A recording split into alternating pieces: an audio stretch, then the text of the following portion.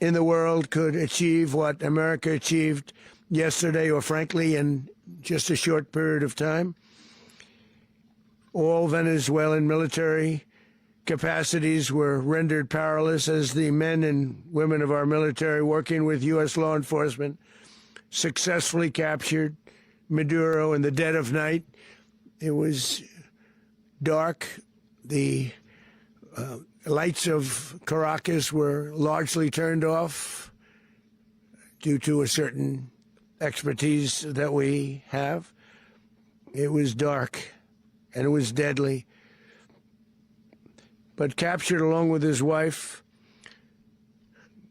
Celia Flores, both of whom now face American justice. So we were prepared to do a second wave if we needed to do so. We actually assumed that a second wave would be necessary, but now it's probably not. Would run Venezuela? Well, it's largely going to be, for a period of time, the people that are standing right behind me. We're going to be running it. We're going to be bringing it back. It's a dead, I talk about a dead country. Venezuela has a lot of bad people in there, a lot of bad people that shouldn't be leading. We're not going to take a chance that one of those people take over for Maduro. So you can look at, and others, we have fantastic people, including people in the military. So we're going to have a group of people running it until such time as it can be put back on track. Are you going to work with the Vice President of Venezuela, or how do you foresee the relationship going? I understand she was just sworn in, but she was, as you know, picked by Maduro.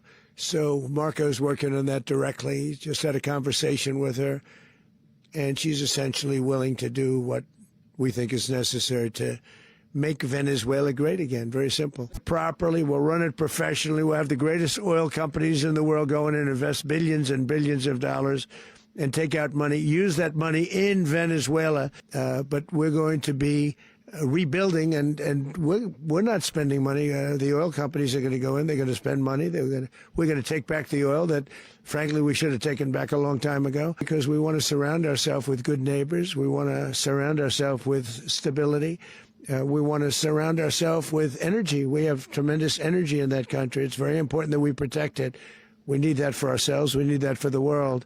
And we want to make sure we can protect it. Well, I don't have much to add to what you've heard now, other than the following points. Nicolas Maduro was indicted in 2020 in the United States. He is not the legitimate president of Venezuela. That's not just us saying it. The first Trump administration, the Biden administration, the second Trump administration, none of those three recognized him. He's not recognized by the European Union and multiple countries around the world. He is a fugitive of American justice with a $50 million reward, which I guess we saved $50 million.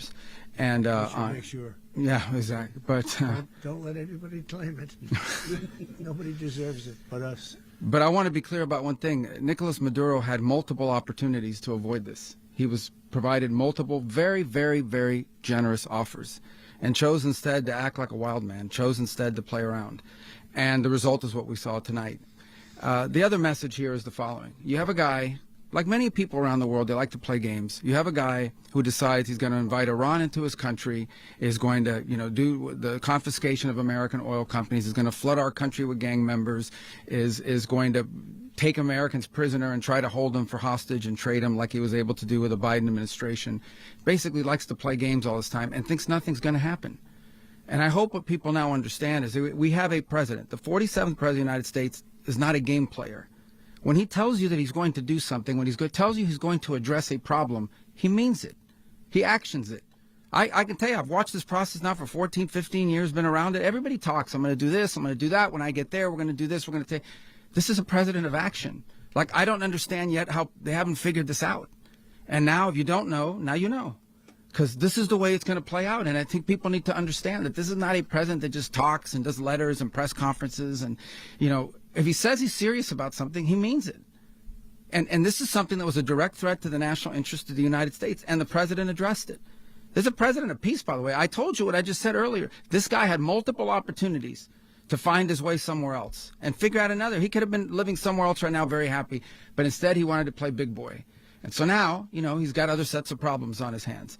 And but I think that the message here should be for the world. Look, the president doesn't go out looking for people to pick fights with. He's not generally wants to get along with everybody.